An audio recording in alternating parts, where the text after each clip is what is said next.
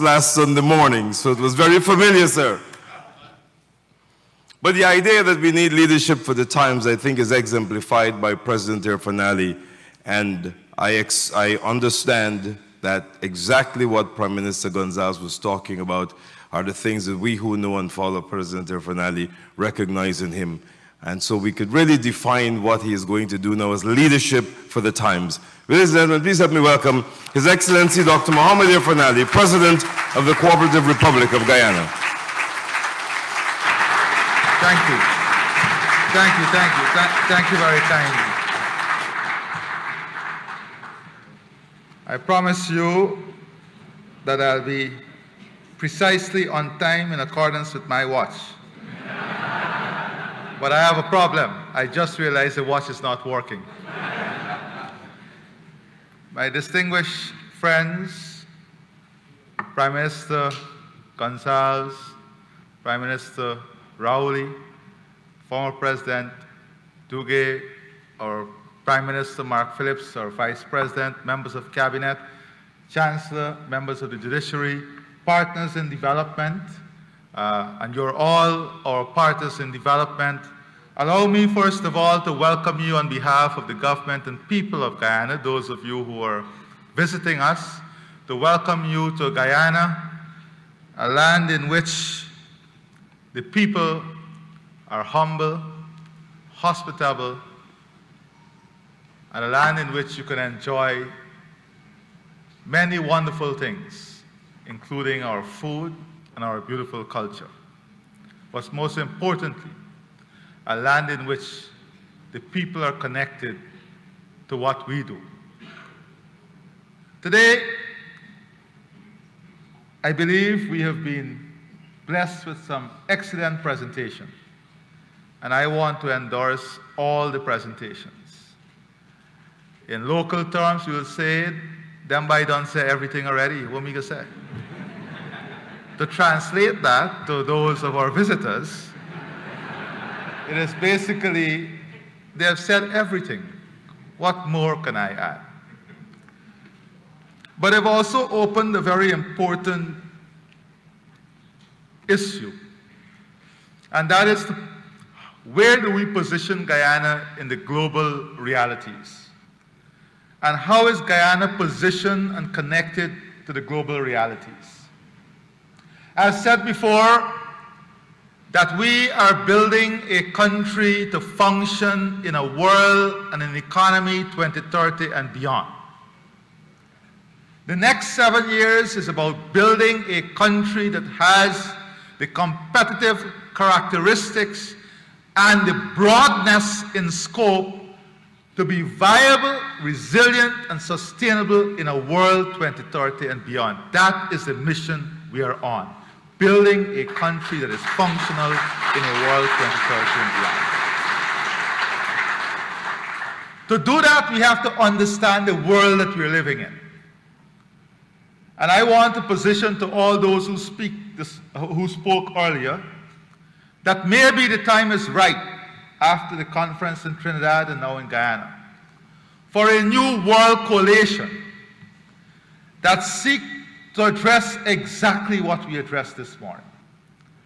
Build a coalition to bring balance to the international debate around the issue of climate change, food security, and energy security.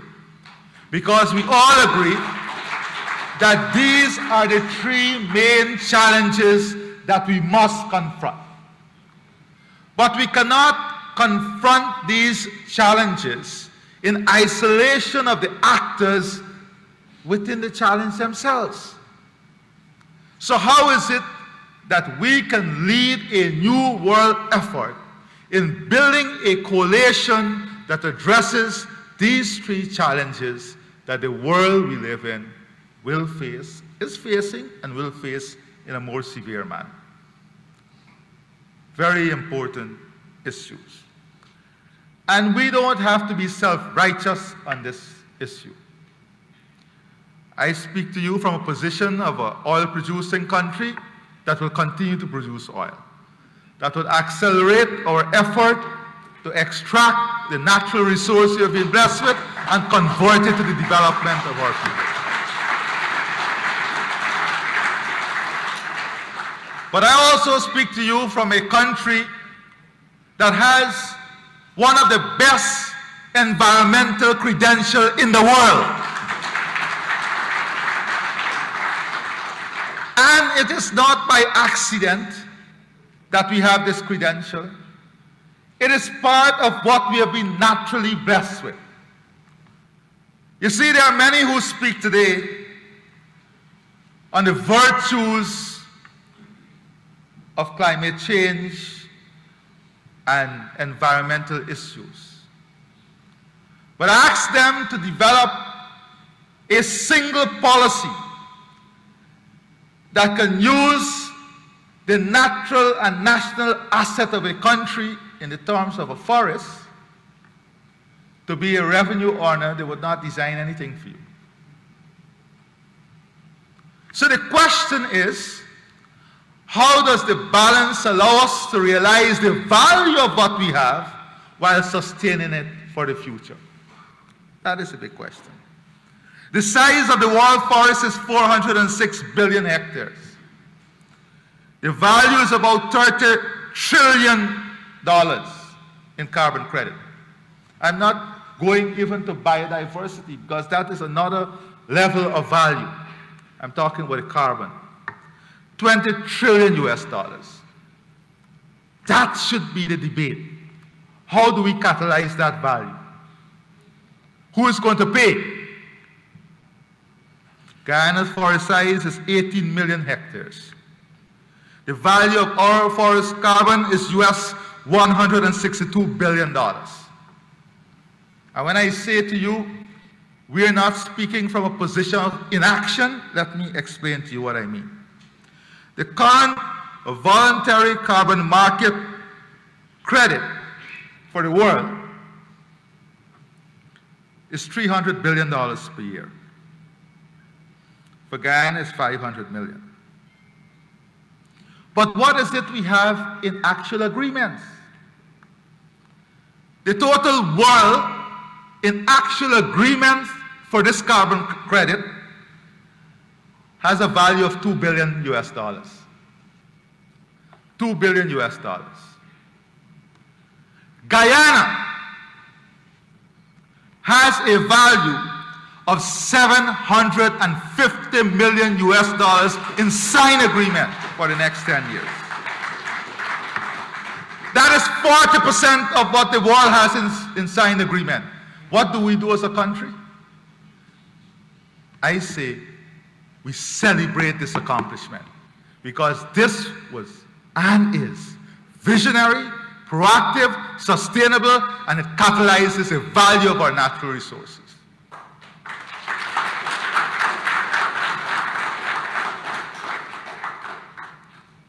When then President and now Vice President and the team conceived the idea of the low carbon development strategy,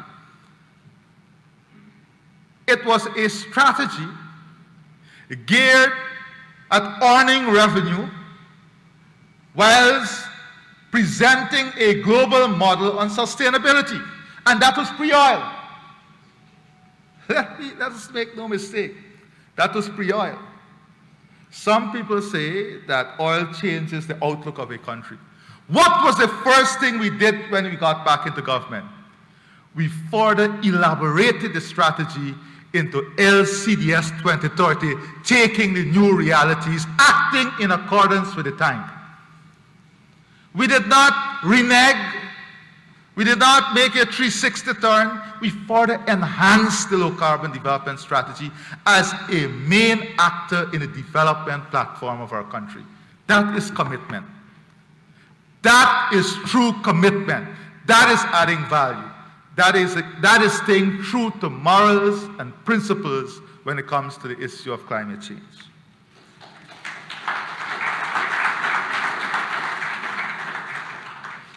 Now I want to also, because we're doing something very good today, we are bringing a realistic positioning of issues. In 2020, the 10 largest economies in the world accounted for 62.7% of global CO2 emissions. The 10 largest accounted for 62.7%. The OECD countries accounted for 33.4%. The countries of Africa accounted for 3.9%. South America, Central America, and the Caribbean combined accounted for 3.6%. So where is the problem?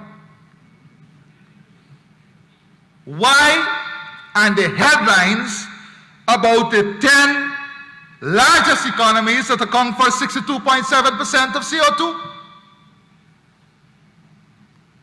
Why suddenly the 3.6% bears the brunt of the headline? What we have in our societies and in our region, people who consider themselves self-righteous, but does not base their argument on the facts and the circumstances, but they appeal to the emotive being of people. That is okay. But realism and reality is what guides policy making and policymakers. Not guessing. If you're going to make policies that has depth and can withstand scrutiny, it must be based on the evidence. Let me proceed with some evidence. If it is that we want to decarbonize the world, and I believe in this, I believe that we, and I'll demonstrate to you what we are doing, not only to be net zero, but to be carbon negative, but more importantly, to move to renewables, as President Duque very eloquently presented. What we heard today was, in crisis, what did the world do? Fire back the coal plants.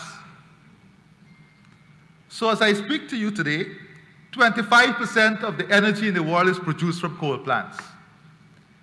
That's the highest emitter. 25%. It might be a bit more now. So the first question I want to put to the conference and the global community, tell me how we are going to remove that 25% from coal plants. That's the first priority. If we are going to remove and want to reduce emission, we have to start from the highest form of emission, and that is coal. President Duque will tell you that when the world reached a crisis, a coal industry, the largest reserve in Colombia that was shut down, was reopened to help the world. So let us use this headline. Give us the strategy as to how we will bring energy from coal to zero. So first, transition from coal to fossil, because fossil fuel is less emission. And then I'm going to give you empirically, based on the evidence before us, what is the global reality? What is the global reality? Oil, 29%, natural gas, 22%, and hydropower, 6%. So that's the first question. Let's address coal. Let's have a strategy for coal. And what is the second reality? The second reality is that global oil demand is expected to reach a record high of 101.7 million barrels per day in 2023. That's what the literature is telling me. I'm not making this up. This represents an increase of 1.9 billion barrels per day. 1.9 million barrels per day. This is 2023. Conversely, world oil supply growth in 2023 is set to slow by about 1 million barrels per day. Get this right. The projection in 2023 is that we need 101.7 million barrels per day. which is a growth of 1.9 million barrels per day. But in actual reality, we'll be producing 1 million barrels less per day. This is the gap. How are we addressing this? This is a scenario that faces us today.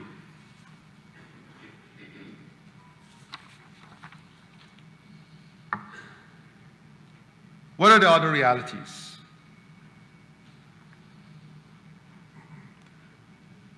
Despite our low carbon ambition, the global energy mix is still dominated by fossil fuels, which accounts for 87% of energy consumption. What is more interesting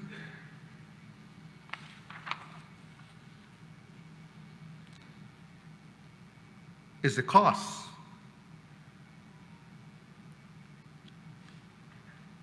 What is the cost for this transition? Globally, if net zero is to be achieved by 2050, now this is what they say, right, Prime Minister Rowley? This is what we have committed ourselves to. If net zero is to be achieved by 2050, we all would love that. The investment gap per year in renewable energy in emerging and developing economies is US 1.35 trillion. Reality. If we are to achieve net zero by 2050, there's a set of action that is required, that requires investment. The gap, I'm not speaking about the capital formation, the gap to achieve this in an annualized way is 1.35 trillion US dollars for emerging and developing economies. Let us come closer to home. But before I come closer to home, let me make this other point. One of the major disincentives for solar now, and I'm just raising these issues because we have to answer these questions. We cannot speak about net zero without answering these questions. We want it. We are together on this. But let us just not name targets without supporting it with the answers. So let us look at the banks who are supposed to finance this. First of all, the banks are limiting their long-term loans as their liability duration impedes them from lending to the sector for the long term. That is solar. Why? Because there's a refinancing risk for the borrower. So what this costs? The solar needs what is termed long-term debt financing. You have a region, Prime Minister Rowley made the point, that is already heavily indebted. Who is now going to lend you the long-term financing because we know the capital cost for solar? I'm not asking these questions in a negative way. We just are asking the questions to get the answer because we want to be part of this. So let's see what is the reality is now. In the CARICOM region, net power generation is expected to increase by more than 70%.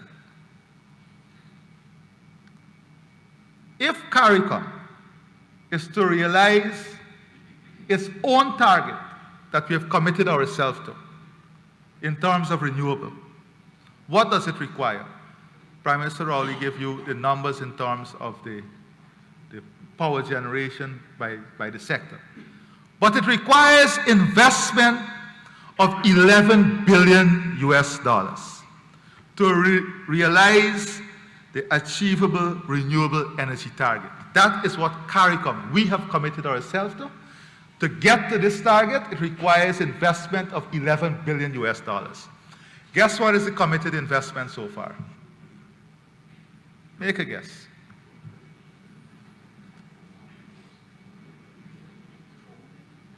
Well, you're just as I am, silent on the matter.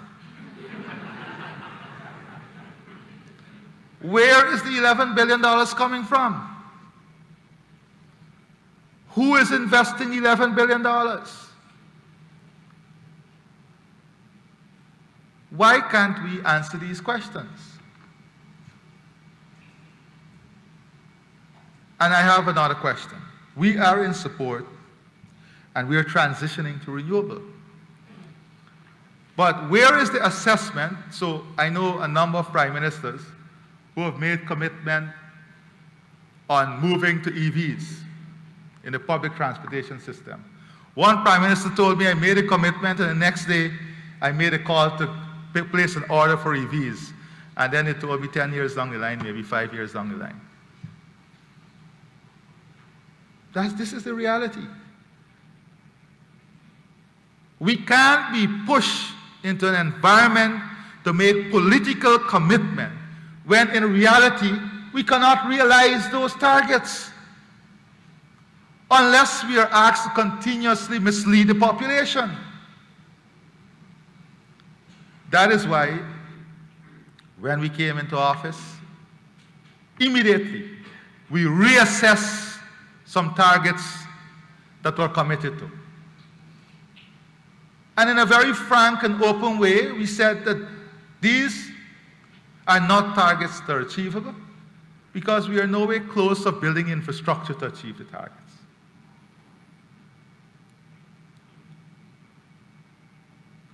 Now, how do we, in this global environment, get the capital that is required to move to renewable? We can't get it by saying to the oil company, you have to shut down in 10 years or 20 years. We have all agreed that oil and gas, the shelf life is nowhere close to what some people believe it is. So how do we sit around a table and say, listen, if we have 70 years, 80 years in oil and gas, how do we find a formula in which you will now rework your business model to stay sustainable after 70 years? How is it you can take some of your net profit and start to invest it in renewables? How is it you can help in the research and development to reduce your emission level? More realistic conversation. But this requires all of us now to be around the table. This requires all of us to be around the table. You know, there's a lot of talk about Guyana's PSA. And recently I made the point that governments have to make decisions that are in the best interest of the country. We came into government and met what we have said publicly is a lopsided agreement. But we have a responsibility to honor an agreement that was made. I spoke about the consequences of walking away. I saw a completely different headline from what I said. That's okay, though. That's a function of democracy, not accuracy. I said then that we must think. And that is what responsible policy making is about. Let us say we stop production tomorrow. We stop all the production tomorrow. What is the consequence? What is the exposure to the country? What is the exposure? All those who've invested in and this is not only the big investors who took a loan, built apartments, new hotels going up. The man who had 3 taxis and invested in 200 taxis now. What is the exposure to them? And then what is the exposure to the financial institutions that finance investment based on projection? So what we did was say, we have something that was already signed, we agree, we're going to efficiently manage it to extract as much benefit as possible, and all future agreements are going to be different. And we have not only said it, but you have the new agreements that are not only substantially different, but are comparable to the best terms for the government, whilst at the same time not locking out investment in the sector. Because there must be a balance. You cannot set terms and conditions that lock out investment, especially when we are going to an auction now. And that is what we have put to the table. We heard also about the energy corridor. Roraima, the northernmost state of Brazil, is the only state that is outside of their national grid. And Prime Minister Rowley pointed to the regional opportunity. I just want to give some stats here. So Roraima is the only state outside of Brazilian national grid.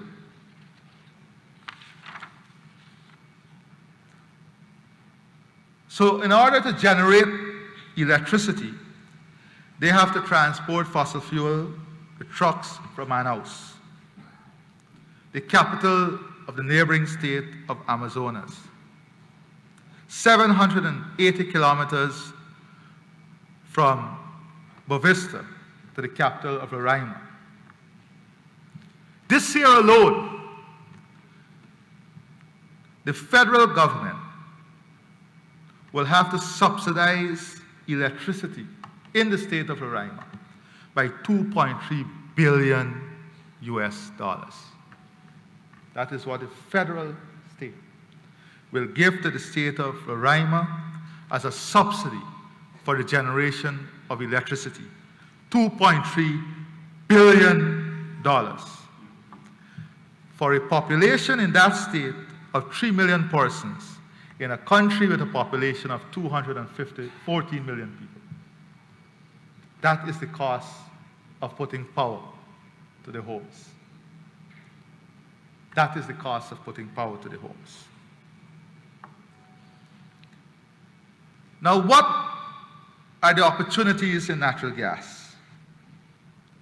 According to the Minister of Finance mid-year report, so I'm quoting the Minister of Finance here. If he is wrong, then you'll find problems with him. According to the Minister of Finance mid-year report, Guyana's estimated recoverable gas reserve is 17 trillion cubic feet, making the country one of the largest holders of natural gas reserves in the region. Neighboring Venezuela is approximately 200 trillion cubic feet of proven natural gas reserves. In the Guyana-Suriname basin, it is estimated to have more than 30 trillion cubic feet of natural gas. Trinidad and Tobago has proven reserves of natural gas of 10 trillion cubic feet and an estimated potential of 23 trillion cubic feet. Is that right, Prime Minister?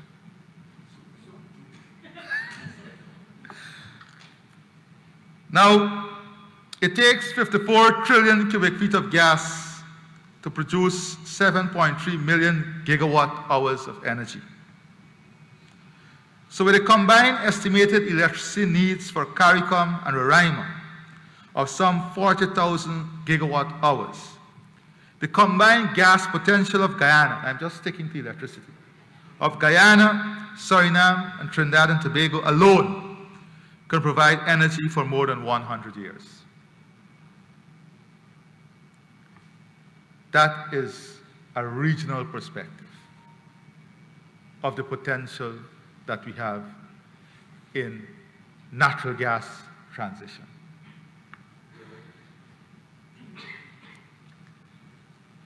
The government, recognizing this, recognizing that we must build a national development ecosystem that focuses on food production, on energy security, and on climate security, not only for Guyana, but for the rest of the world, has taken a number of steps. We started 2.5 years ago importing all our corn. I'm giving you one example. All our corn and soya for feed in Guyana. We set ourselves a target of becoming self-sufficient in 5 years. Not only are we well on our way in becoming self-sufficient, but we might be in a position to export to the region for the first time.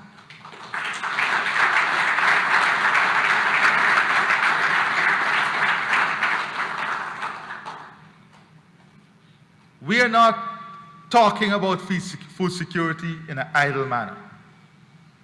We've embarked on a number of initiatives, including the new Youth Entrepreneurial Program, making agriculture and food production more attractive, using technology, providing investment infrastructure, to the extent that we are very confident that in another 3 to 4 years, we will be a major supplier of food to the region. But more important is the short-term initiative. Because as Prime Minister Raouli and Gonzalez and the President said, one of the things about oil is that it raises expectation. And people want immediate benefit. Not only are we investing in the critical mass of infrastructure to lead the transformation and open up the new lands and give a higher quality of life. And when I say higher quality of life, what do I mean? By the time we get to 2025, we'll move to a position where more than 90% of the population along the coast have access to treated water. That is, you can turn on the tap and drink the water from the tap. We're moving to a position where 100% of our teachers will be trained teachers regardless of where they are in the hinterland.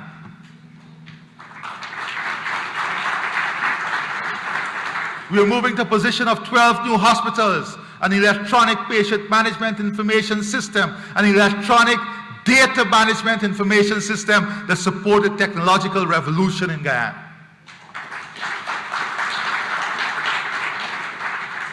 An investment of more than $100 million in skills training, skills development, building technical capability and capacity, not only for the oil and gas sector, but for the new, modern, dynamic, diversified economy that we are building. We are moving to a position where we'll have universal access to secondary education. This is the investment that leads to the human transformation. But at the same time, we understand that we have to build out an economy that brings new entrants into the business environment. We cannot do that by writing headlines. You have to do that by real work, doing real work, understanding policies and understanding where we're going as a country. One of the greatest impediments to national development in Guyana has been and continues to be the cost of energy. Continues to be the cost of energy and the reliability of energy.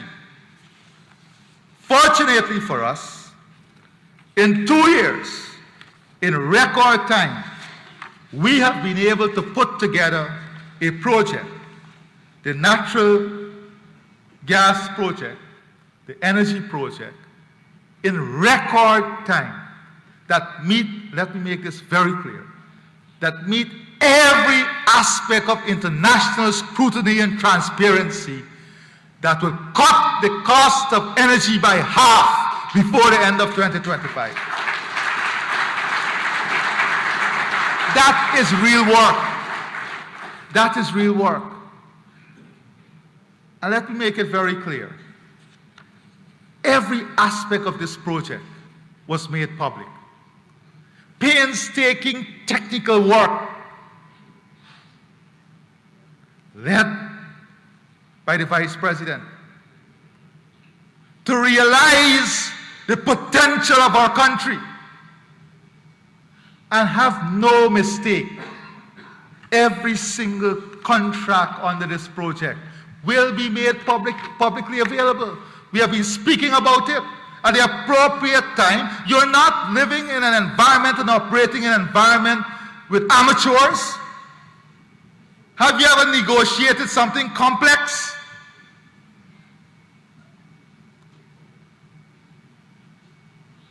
You know, this reminds me, Prime Minister Rowley, of the hydro project.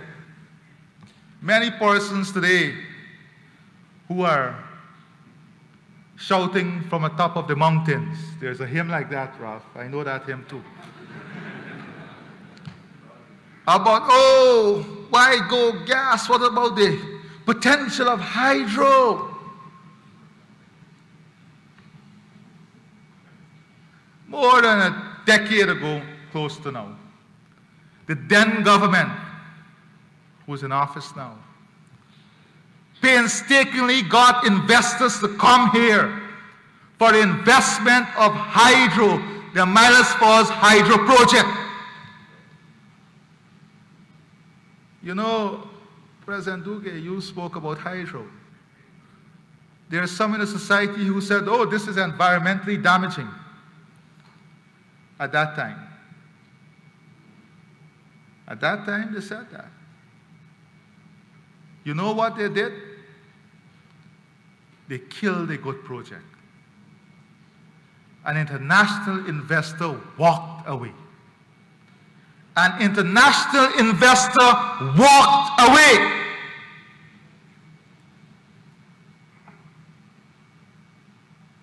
Today, that project would have been completed and the people of Guyana would have been receiving electricity at half the price. Not 2 years from now. It would have happened a long time ago.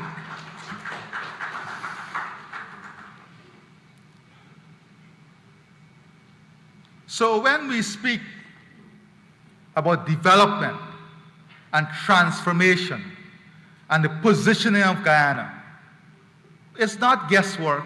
It is careful, calculated policy making aimed at transforming things. It calls for big thinking. First of all, before you have big thinking, you have to have ideas.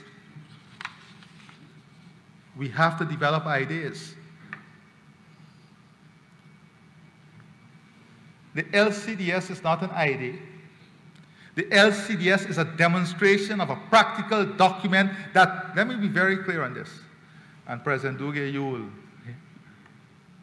hear me out on this. Guyana's position is to make the LCDS a global model for development, for sustainable development. The LCDS is no longer a Guyana document. We are embarking on a mission to make the LCDS a global model for sustainable development. Because we know what the LCDS is capable of. And whilst we have the fanciful talk about how do you help indigenous people, Prime Minister Rowley, on Wednesday, because of what the LCDS has earned for Guyana, on Wednesday, Tushaus, leaders of our Amerindian villages, will receive a check in their hands for the people of those villages as a result of the LCDS and what it has earned for our country.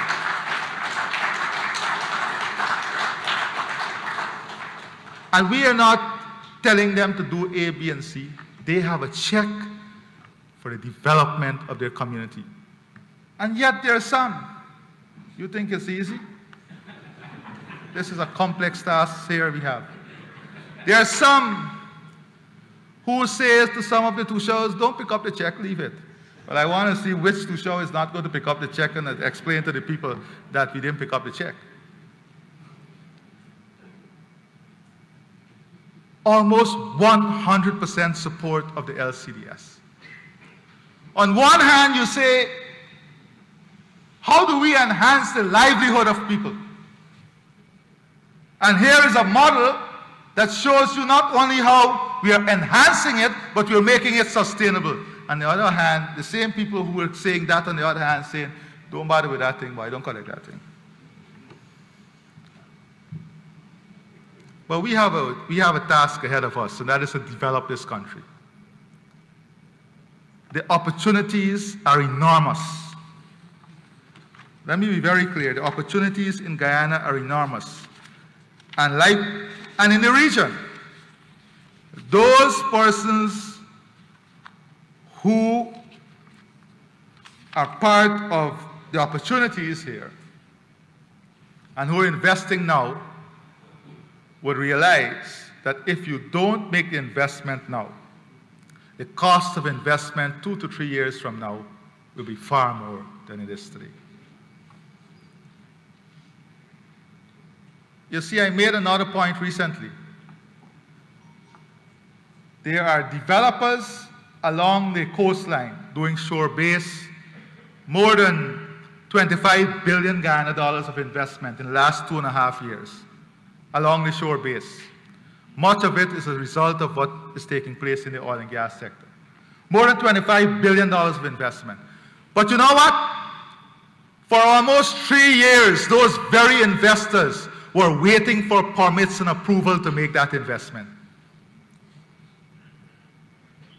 Creating thousands of jobs in 2 years, in 2 months, sorry. All the permits were granted, unlocking $25 billion Guyana dollars of investment in 2 years. Many of the investors sit here. That is the difference between bad policy making and good policy making. Basically, it's the difference between bad governance and good governance. But what does it mean? What does it mean for the private sector? And that is why I said that the private sector must speak. If you were able to invest 3 years ago, you would have saved 20% of your investment cost that you pay today, because the cost of investment, cost of infrastructure went up by that. So you suffer, everyone suffers. We have to operate in a realistic environment. We have to make decisions based on the realities that we are faced with, ensuring that the people of this country have the best possible social services, the social safety nets are there to secure the vulnerable, best world-class education, world-class health services, world-class infrastructure, and an economy that stands on many different footing, positioning Guyana to be a global leader on food security, a global leader on climate services, a global leader in energy. That is where we're taking Guyana in an economy 2030 and beyond. And make no mistake, we are going to remove every blockage to unlock the full potential of this country in those areas and building out those areas. I don't think I need to be more clear on the direction of the country and where we're going. The investment in agriculture has enormous potential in Guyana. CARICOM market alone. The CARICOM market alone is tens of millions of US dollars in a market that is absolutely accessible to you. We are creating the incentives, the investment vehicle. We are working on ways in which we can make the cost of capital lower. Our housing program per capita is one of the strongest housing programs in the region. One of the strongest housing programs. whilst demand has increased, the lending rate has decreased by 2 percentage points in 2 years. Against a world in which the lending rate for housing is increasing, 2 percentage points. Low-income rate is now less than 3.5% in Guyana.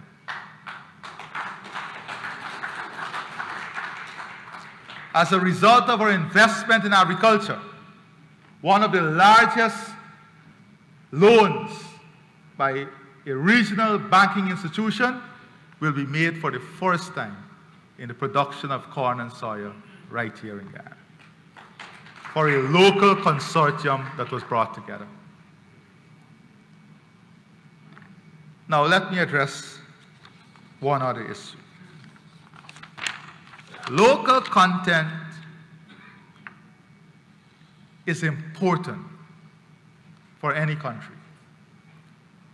Local content is not inhibitive to investment. Let me make that very clear. Local content is not inhibitive to foreign investment. If you look at our laws and our safeguards in terms of parity for foreign investors and local investors, in terms of foreign investment and local investment, you will see that there is great parity. There is great protection. For the first time in our country history, we have an investment portfolio that spans many partners, bilateral and international partners.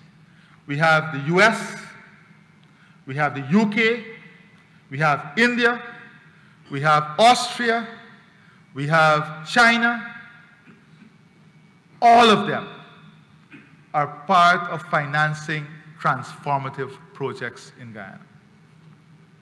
The investors' confidence in the country is very high. And is high because there is predictability of policy. It is high because there is a clear path that we are taking to national development. It is high because there is a clear strategy as to what we are doing and how we are doing it in positioning Guyana. You see, we have consistently said oil and gas is not the answer. What it does is give us much needed revenue to catalyze the other sector, to incentivize the other sectors, to make them competitive globally, to create a framework,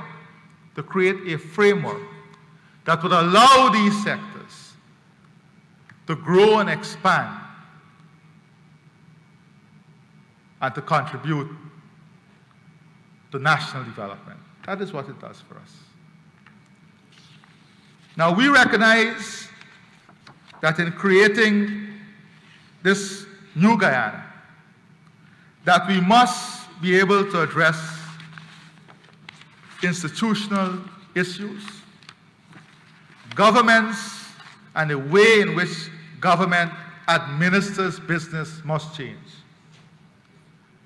So we are embarking on a deliberate strategy to reduce bureaucracy and remove bureaucracy in many instances. To use technology as a tool to increase efficiency and reduce cost of doing business. And that is important for investors. That investment is key in making the country a competitive environment for global investment. And we're working on that also. We're also working on the external variables, the cost of capital, climate and environmental challenges, health, energy, food.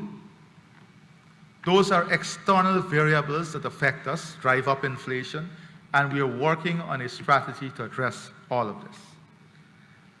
In this presentation, I do not have the time to go through each area, but I'm sure over the course of this conference, that you will find presentations that address each sector.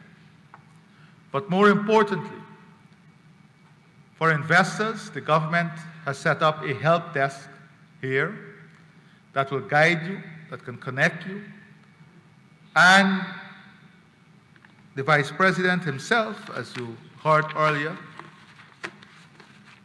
we have to leave early tomorrow for heads of government meeting in Bahamas.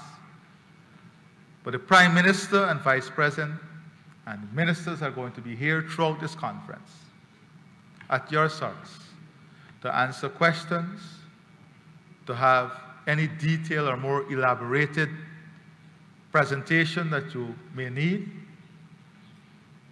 on the opportunities that we have. In 2 years, because of the investment and strategy that we have pursued, we now have a local company for the first time that has inked contracts with regional partners, St. Vincent and the Grenadines and Barbados, for the building of more than 1,000 prefabricated houses for the region. This is not guesswork. This is deliberate policy making that is bringing benefit and incentive. Further than that, for the first time, we are able to provide a holistic solution to a regional partner when we talk about regional integration. In the case of St. Vincent, we did not only bring together the producers and the manufacturers of the prefab homes, but we brought together a local financial institution that has signed an agreement to finance those homes for St. Vincent and the Grenadines, expanding our market. There are some exciting news in the mining sector that we are hoping will come soon. There are exciting news in the fisheries sector. There's exciting news in the area of human resource transformation. We have committed ourselves in building a human resource pool that is highly skilled, highly functional, not only to meet our national needs, but building out human resource talent to complement companies that would be able to compete and bid for projects regionally and globally. That is the swing that we want. Not only building the local capacity to function locally, but how do we ensure the local capacity can now compete globally? We are thinking big. We are acting strategically to match the big ideas and the big thinking in transforming our country. All are welcome in a free and democratic society, in a society in which the government believes strongly in the rule of law, the advancement of democracy, and the fulfillment of good governance. Thank you, and God bless you.